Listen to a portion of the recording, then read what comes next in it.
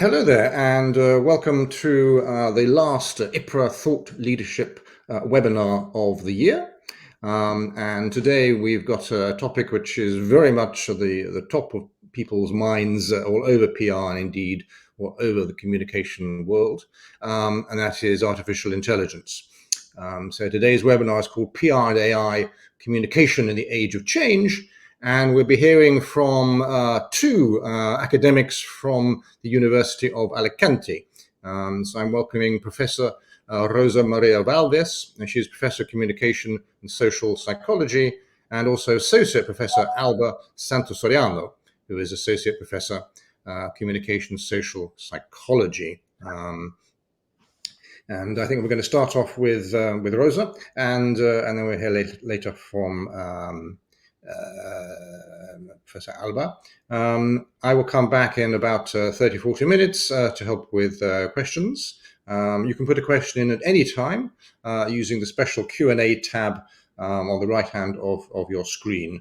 If you're watching on a small screen, there's a function at the top of the screen, the window you see now, the blue window, where you can expand the slides so you can see slides with smaller print. So I will leave you now in the capable hands of Rosa. Hello, good morning in Spain, and thank you very much for this kind invitation to participate in this interesting webinar about generative artificial intelligence and public relations from an academic perspective. In order to prepare this webinar, our first key concepts were we took the key concepts from the literature of IPRA. Concretely, the concept of generative artificial intelligence, we know what is, but we focus in this definition of the International Public Relations Associations and the new definition on public relations. And we can see that in this effort, in this new concept, the social functions of public relations is maintained, but also we need to take in account that we are in a new scenery, a disruptive scenery.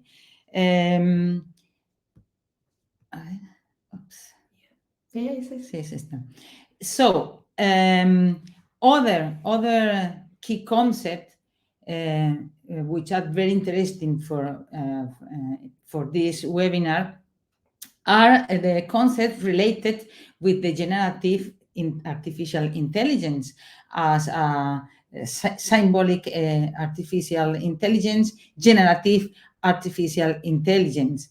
And for us, it's very, very important, this concept, because from an academic perspective and public relations perspective, we are thinking in how to use this technology as academics for better teaching to our students.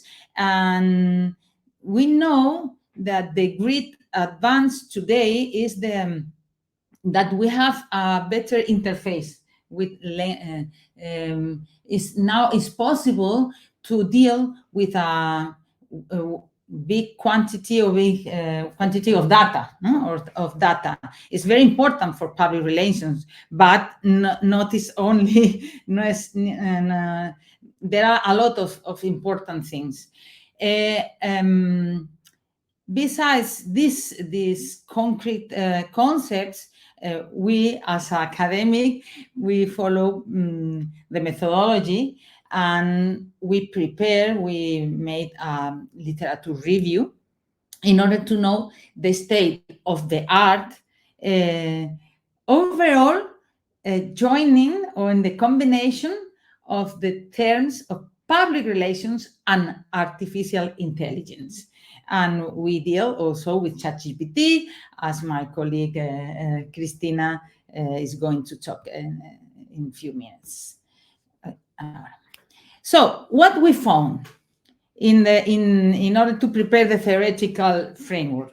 We obtained a lot of results, but 26 documents were selected, and we can see how in this graphic is increasing the interest in study the connection or how the AI impact in public relations, academic and professional practice. And this is very, very important for us. And in order to summarize, we found, or we can organize all the areas we found in these four thematic areas. The future of public relations, advertising, and journalism. Documents clearly focused on this area. Other documents and legal regulation in relation to artificial intelligence. Educational principles and teaching methodologies, and ethics in artificial intelligence and public relations. All the documentation, the articles are from different fields of knowledge, but these four thematic areas are very, very, very clear. So we deal with the ChatGPT, and we pose some questions. As academics, we need to put questions, and we need to teach to our students how to prepare the questions.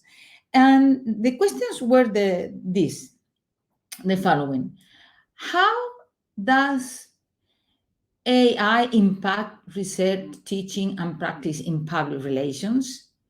The response from ChatGPT is automatization and data analysis, identification of trends and predictions, and personalized research.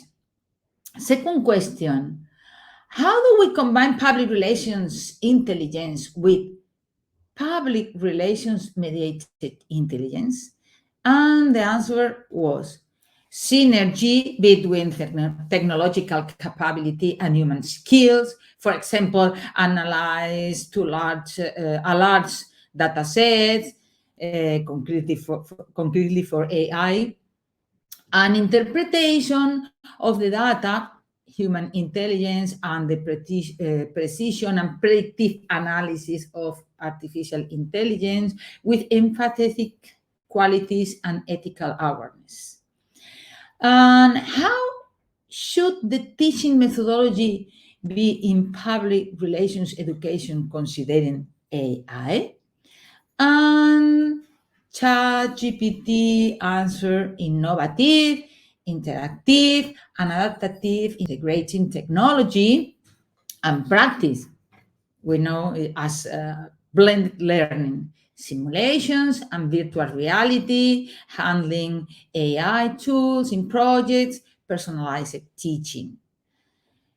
What is the point of connection between human intelligence and artificial intelligence? It's a challenge. We put in a challenge. What happened with this? And the answer was data processing plus creativity and human empathy, especially for complex problems, human judgment that requires ethics, intercultural knowledge, information to support the judgments and decision making. How to integrate AI tools into humanistic management of peers? The answer was personalization and user-centric approach, support for predictive and strategic analysis, monitoring and alerts, plus ethical commitment and constructive critical perspective of public relations professionals. And the last questions we put into ChatGPT, human relations and emotions versus automatizations, enemies or allies. And it's gracioso, no? Funny? It's funny. Funny. It depends. Depends, no? Of the human judgment, example, virtual reality for approximation and personalization is a potential ally. Dispersonalization and loss of social skills are a potential enemies. Now, Chris, if you want. Hello there. So now I'm going to talk about what happens with our teaching in this new landscape, okay? So the responses provided by ChatGPT in the previous slide emphasize how artificial intelligence is a disruptive element, not only for practical settings for your companies, but also in education. On one hand, the advantages in terms of efficiency for certain tasks are so significant that it's essential to become familiar with these tools to reap their benefits. These include not only ChatGPT, as you well know, and other generic tools. We have image generations and editing, summarization, transcription, automated note taking, and so on. But also specialized tools and platforms particular to public relations like Brandwatch, Propel, Prowly, or Prophet. The use of these platforms facilitates the way of working with media and journalists. It also helps manage online reputation, and it allows for analyzing large volumes of data to identify opinions, trends, and patterns. So nothing new here. We already saw what ChatGPT said, and it was stressing just all these things. We also believe that virtual and augmented reality tools will play a significant role in this new context in the future, even if we are not finding so much hype regarding this topic yet. It's also crucial to be aware that for generative AI tools, how we request information matters. And so we need to learn how to talk to generative AIs. As a guidance, the website AI for Education suggests the 5S framework, which indicates that a good prompt should set the scene, be specific, use simplified language, structure the output, and share feedback. Also, remember that generative AI fosters conversations, and the results can be refined as the conversation progresses. But our students and we as professionals too, we are used to just introducing a question and getting an answer. So we need to change that mindset into a conversational mindset. So really get all the benefits from these technologies. So, of course, this new context requires a reevaluation of how we educate the future professionals of public relations. Students should engage not only in the use of AI tools, but also and mostly in a critical analysis of the outcomes they generate, transforming them into savvy users of this novel technology. This requires a reassessment of the discipline's core processes to discern which can be optimized through these tools and where human insight remains indispensable. All the things we saw in the ChatGPT responses and answers. We need to transform the existing processes into human-in-the-loop processes. That is, processes where human judgment is integrated with automated systems. For instance, rather than merely solving a case study about, managing a corporate reputational conflict, students could be tasked to find solutions using all these technologies, including ChatGPT, and then critically enhance the generated responses by probing what's missing, identifying potential inaccuracies, biases in results, or any other high-level reflection. These reflections should also be integral to any automated workflow in a PR firm. AI might not fully grasp the context or the nuances of human communication, as we will see in the case study we are presenting next. And AI isn't trained to handle complex or sensitive situations that demand empathy and tact. Additionally, personalization and maintaining robust client relationships necessitate a human touch. In summary, AI excels at lower levels of Bloom's taxonomy, especially in tasks that involve recall, basic comprehension, and application of familiar patterns, so that the analysis of big amounts of data. However, as we ascend to more intricate, creative, and evaluative tasks, human skills presently outshine AI clearly. While AI's capabilities in higher order thinking are advancing, I mean, day by day, we are finding new news on these new capabilities, but they are still rooted in algorithm processing and lack the depth of understanding and creativity that is innate to human intelligence. We must consider this when integrating this technology into our educational methods or professional workflows.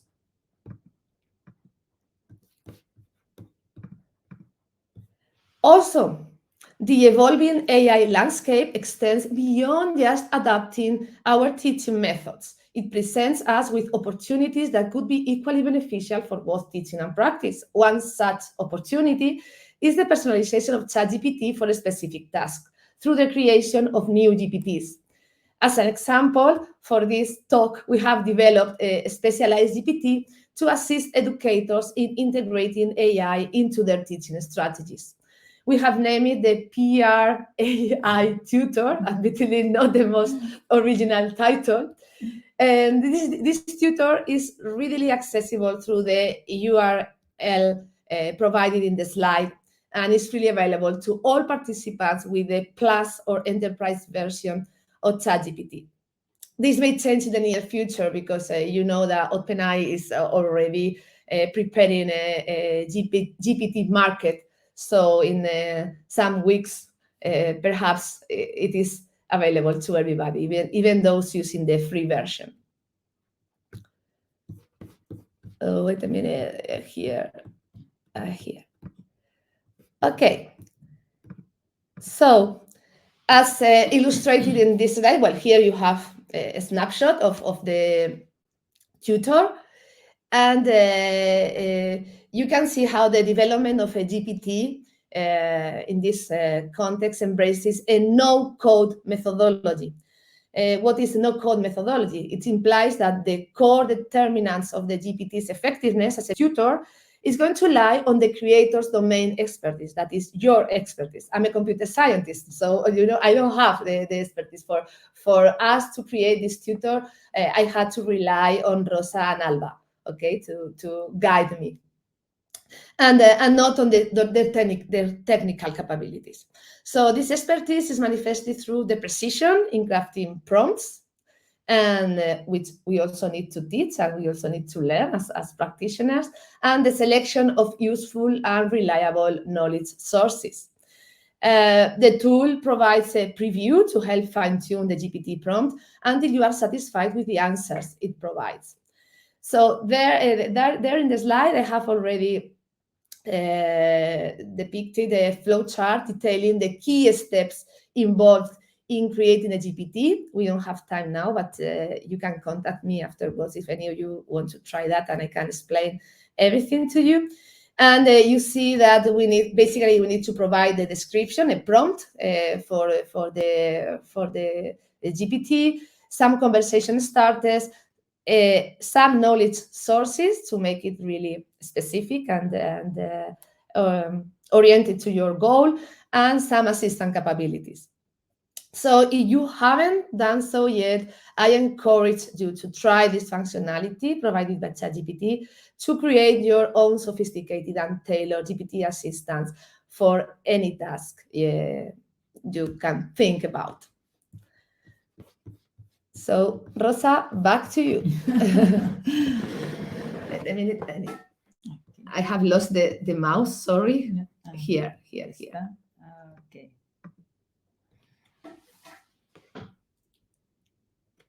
So now the question is that we receive a lot of answers thanks to the collaboration between Cristina, Alba, and me, and we received some interesting answers from the ChatGPT, the tutor. So the question is from what to do and how to do it. Related to the tutor, in order to create the best course about skills or artificial intelligence skills for public relations, we receive a lot of information, but we resume here the one thing only as example of our academic perspective and this critical point of view. We could see it in another answer of ChatGPT before. The objective, well, the title suggested were artificial intelligence in public relations, strategies and applications. And for main objectives, understanding AI and applying it to public relations. And in this case, for this objective, our critical and academic perspective suggests maybe it's better to present the objective in this way, no?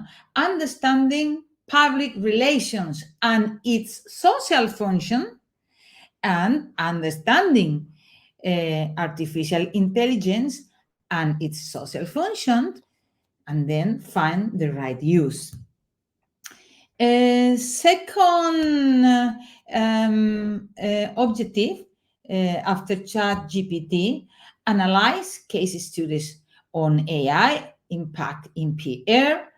The first, develop practical AI skill for public relations campaigns, data analysis and communication. And the fourth objective, critically evaluate the ethical implications and challenge for AI in PA. So, respect to the objective number 3, develop practical skills, our critical perspective, our reflections suggest that maybe the objective will be develop communicative coherence skills in PR campaigns, considering all the media, including interpersonal communication. It's very important because now with this disruptive moment, there are a lot of informations, a lot of strategies, techniques, communication techniques, and we found, in my experience, a lot of contradictions in the communication strategy of companies. Regarding with this point, we recommend an interesting work carrying about for the Universidad Rey Juan Carlos de Madrid. It is very interesting related with this objective. It's called Build Resilience Skills Against Misinformations. That's why we talk about coherences, because there are a lot of misinformations, and you have the link. And related with the objective 2 and 4, analyze case studies and the critical perspective, we think that maybe the objective, in order to create a new course on this subject, is maybe it would be to make the scientific methods on research compatible with the collection and processing of data, including ethical parameters. It's not only looking for data, because now we have a very or más, we have, is more accessible, is easier to obtain data, but it's not only eso. Don't lose the methodological, the scientific method. In order to illustrate what we are talking about, I present a resume of a very complex case in which I participate as a mediator, as a peer consultancy, specifically mediation in a conflict resolution. The company asked to the university, please send us with knowledge in public relations and mediations, because we are in an emergency. So the starting situation is the following. The main relational challenge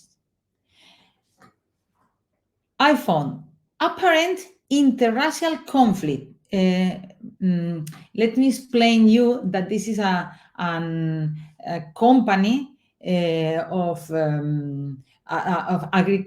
agriculture products, and is in Andalusia, concrete in Almería, with a lot of migrants. The majority of population is migrant, and this wicked problem in this company, 19 nationalities, different nationalities in conflicts, apparently interracial. Social media reports on slavery within the fruit and vegetable company. Terrible for reputation for Andalusia as a agricultural producer, and terrible for the company, because I found complaints lodged by the labor union with the Andalusian public administration regarding the alleged interracial conflict, and warning of termination business relations from clients due to the alarm generated by reports on slavery. The clients around all Europe, North Europe, say to the company, we don't want your products because you are esclavist, slavist. So imagine this panorama. These pictures are related with some activities in order to establish the communication, interpersonal communication for mediation. Not intelligence and artificial intelligence in this moment. Now the questions in this complex case is how to hybridize the intelligences to promote authentic social dialogue in a company facing an extreme threat of bankruptcy due to the international conflict. How to achieve something akin to technical hard pause in the conflict? A truce. We need a truce. A moment to stop the conflict.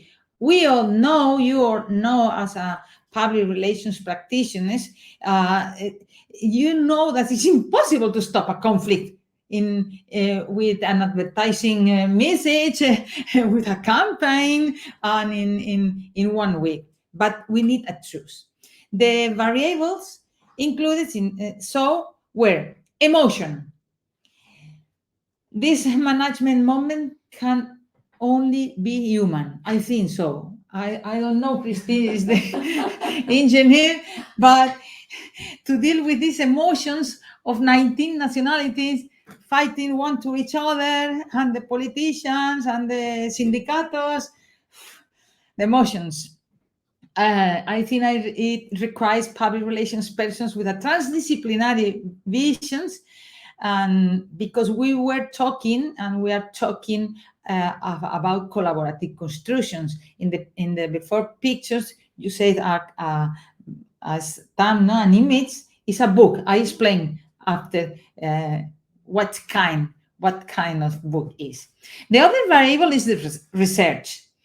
And here we have three important points. First, action research. In this emergency, we need to make action research. In the meantime, you are dealing with all the publics involved, you are observing, you are taking notes, and you are thinking in how to put a strategy for stop the conflict and create a social dialogue. Research into the new source. In this case, I found to the research of the university I mentioned before, the Universidad Rey Juan Carlos, and he helped this professor. He helped us to identify all the traceability of the source of the informations, and we could identify some fake news, and it was very important in order to show the clients where which was the real situation.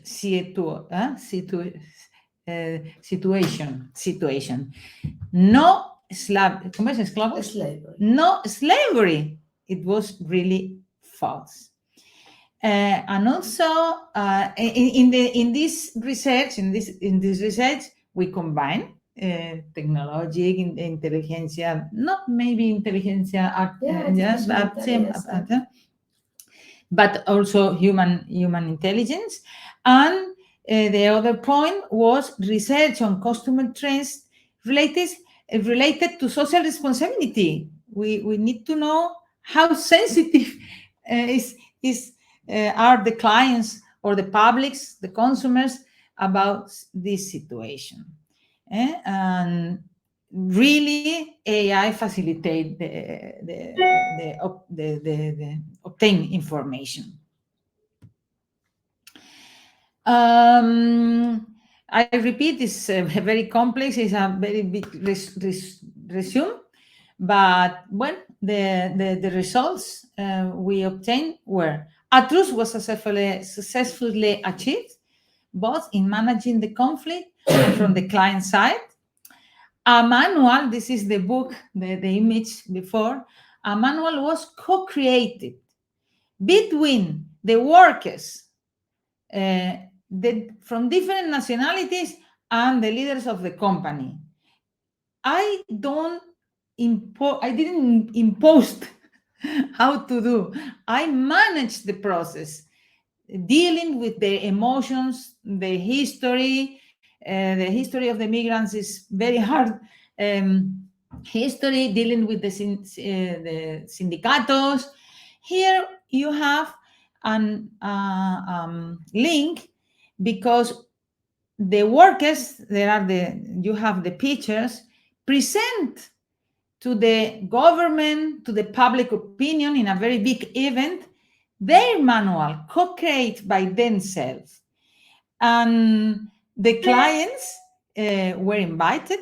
They come to this act, to this event, but also the organizations who deal with human rights, and they ask to translate into English this manual, and is in the repository of our university, published in Spanish and in English. And you can read this book because it's a good English, not my English. The conflict was resolved, and now there are a very, very, very good client, and we are currently monitoring in a second phase. Okay, we continue dealing and analyzing how they apply their own model that they co-create and is in a manual, no, in a book. This experience this experience from an academic perspective, allow us to create this, maybe it's a theoretical model, maybe it's a mental map, which hybridize the two intelligences need in order to work in public relations. Of course, we have in one side the technological framework, the disruptive intelligence, and how we can use it. But there are another side where you can find the things that maybe by the moment only public relations, human public relations, human intelligence can do.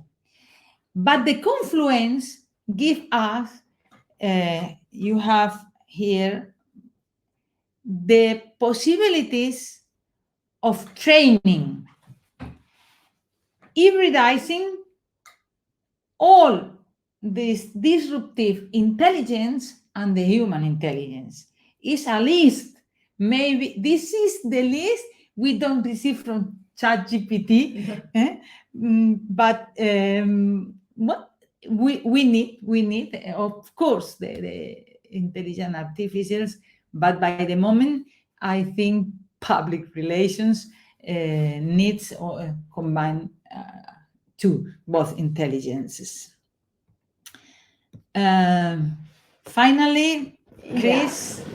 So just to conclude this talk,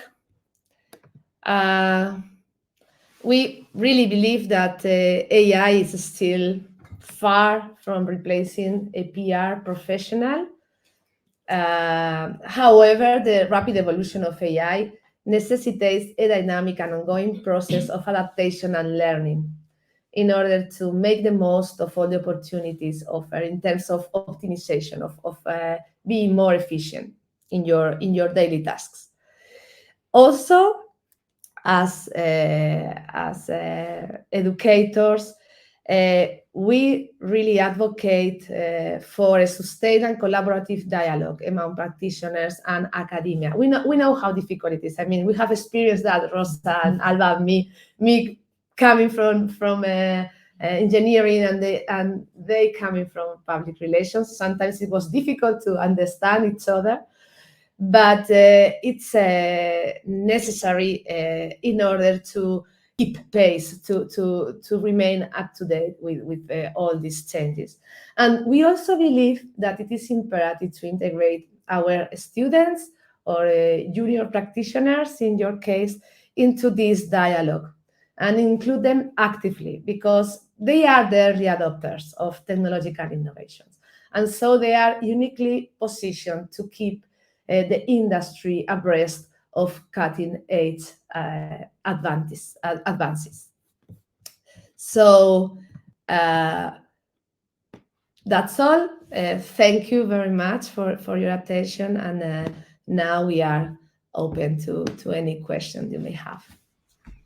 Lovely. Thank you very much for that fascinating presentation. It was very interesting to hear about the research that you've done, and particularly good to see that example you gave of the conflict resolution and how you're using AI to get some rapid information that could help in that.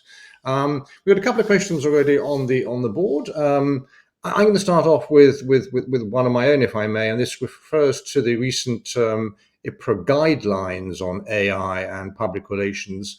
And one of those was picking up on the IPRA code and the necessity for transparency. And we say in the guideline that when you're using AI in public relations, you should make it clear to the audience that you're talking to that is the case.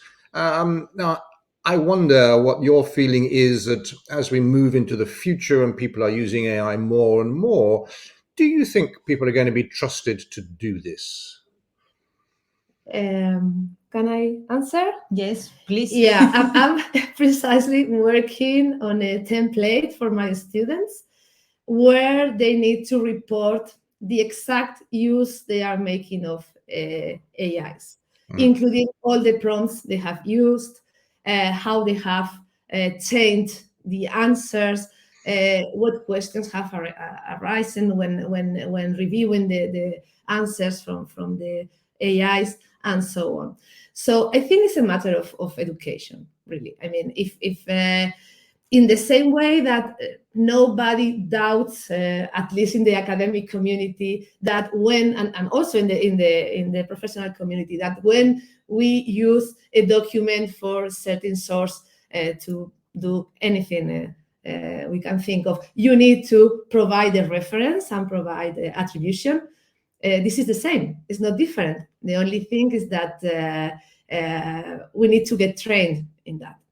That's why I'm working with Cristina, because I remember one day I arrived to classroom and I told to my students, hey, I know that you are using GPT, but I have an engineer who is teaching me about that. So it's better you use it as a tool, not as a substitution of your brain, no? Yeah, of course, we also need, that's what we were talking about during the whole talk. I mean, we need to rethink our work.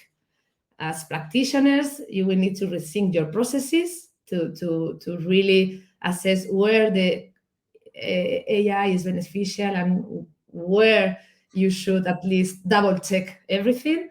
And we as educators, the same. I'm changing my assessment philosophy in my classroom. I mean, I cannot ask them to do the same, because of course, I mean, we have all of us have been the students. We cannot let them have it so easily. So yeah.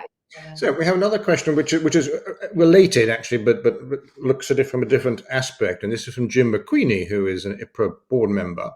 And Jim is asking, how should material generated by AI be identified? So we're talking earlier about should it be identified? Can we trust people to identify it?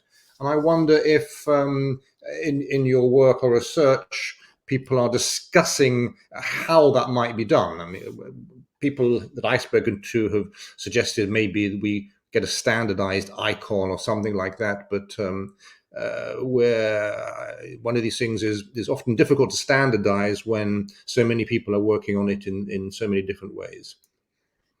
Yeah, again, it's a technical problem. I mean, people are doing a lot of research in the computer science community. We are doing a lot of research regarding how to introduce watermarks in the contents produced by the AI, for example. That was one possible solution. The problem is that the more sophisticated the processes and the mechanisms to control this, the more sophisticated the mechanisms to just skip this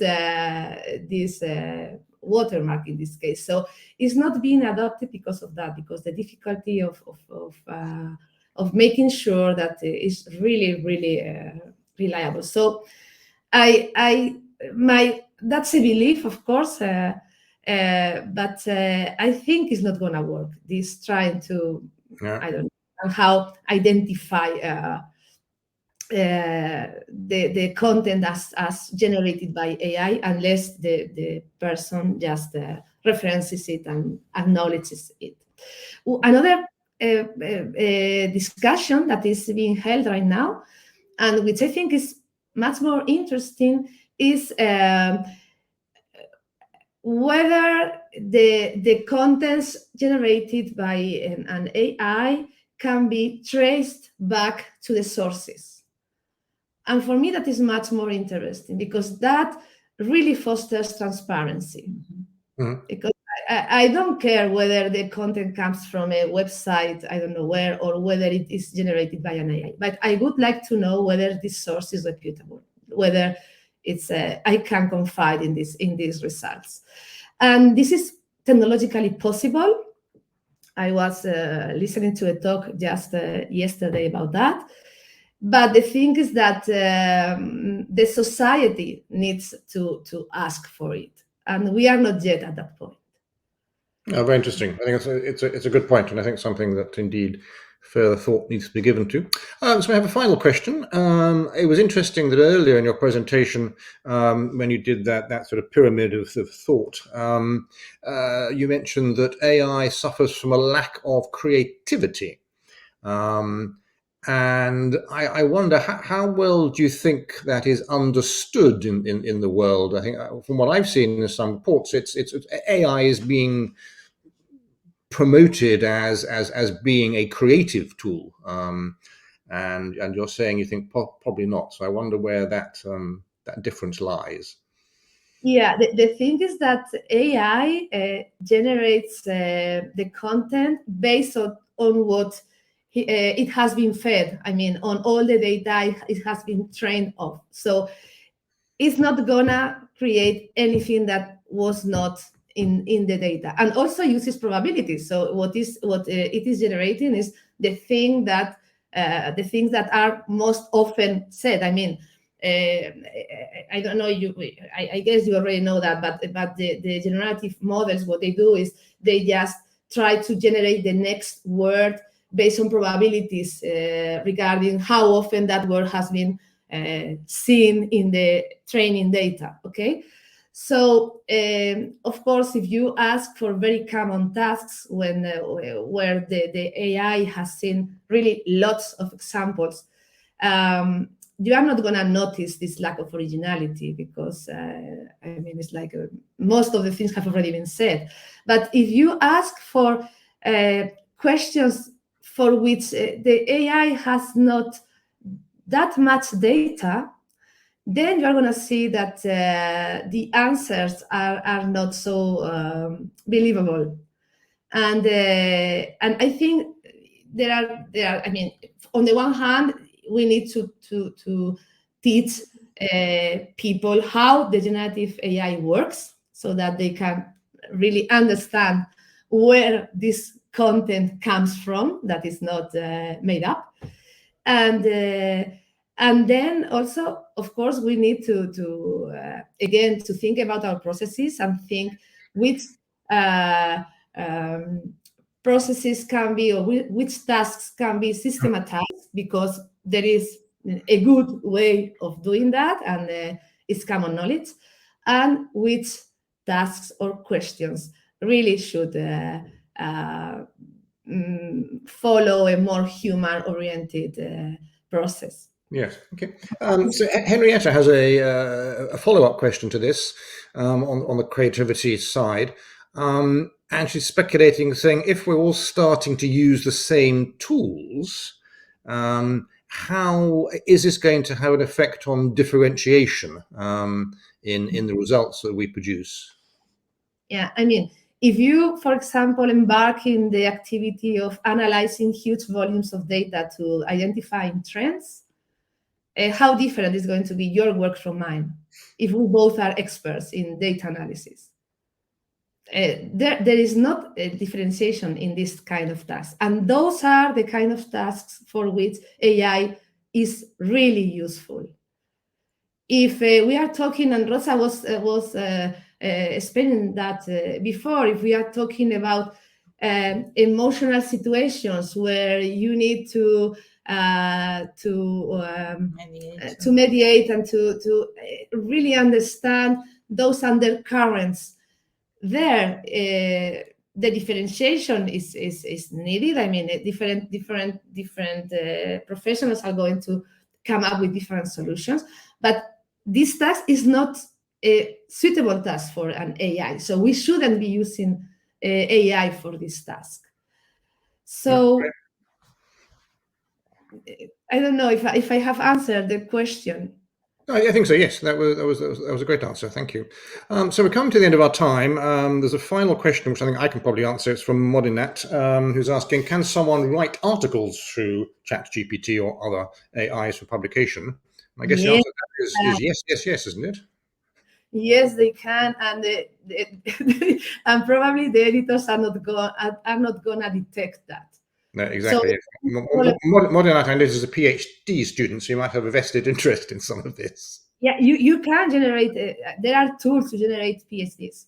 Yeah. I mean, it's really it's crazy. In the educational setting, is really difficult because the kind of works of assignments we were expecting our students to do until last year are now useless. But Yes. imagine me. I mean, I'm teaching coding. I'm teaching Python coding, and all the code can be generated by ChatGPT with 99% accuracy. So I cannot do the same anymore. And also, what I was thinking, and when I was preparing my teaching this year, is I don't know if it's even fair for my students to ask them to spend time doing something that a tool like ChatGPT can do better. Yeah. I mean, perhaps I need to ask them different things. And that's what I'm trying to do, to ask them things that go beyond what ChatGPT can do, and try to train them in using this tool as a booster, as something to be quicker and more effective in their projects. Lovely. Well, thank you very much for that, Christina and Rosa. It's been, for me, an excellent session. And I think Jonathan in the chat has just summed it up very well. He's saying this has been a really insightful session. And I think it has. We've seen some of the work that you've been doing. And thank you for presenting it, and thank you for simplifying it for us. These discussions will continue. I'm sure we're going to have future webinars on the subject of AI and PR next year. Talking of which, the next one is going to be in January, and this is from Jake Meth, who is going to tell you how to write the perfect op-ed. And in February, we have Maria Gagova, a former IPRA board member, who's going to be talking about conscience brands, that is the ethical marketing of brands. So until then, I wish you all happy holidays, and if you celebrate Christmas, then a Merry Christmas and a Happy New Year to you all. And once again, to Rosa and to Christina, our thanks for the presentation. Goodbye. Thank you. Bye. Bye.